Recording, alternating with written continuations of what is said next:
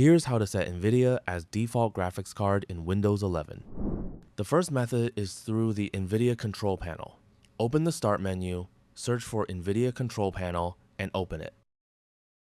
From the left side, select Configure, Surround, PhysX from the left side, and in the Processor tab, choose your Nvidia processor.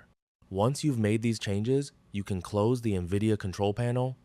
The second method is through Windows Settings. Open the Start menu, search for Settings, and open it.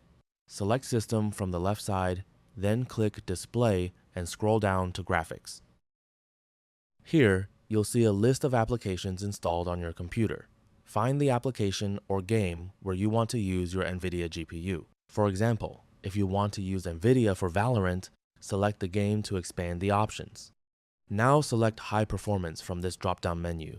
You should see your Nvidia graphics card listed as the High Performance GPU. The power saving option may use your integrated or other graphics card instead. The third method is through Device Manager.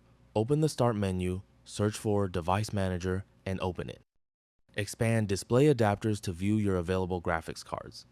If you want to force your Nvidia GPU to be used, you can disable the other graphics card. Right-click the GPU you don't want to use and select Disable Device.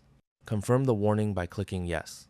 Once the other graphics card is disabled, Windows should use your Nvidia GPU instead.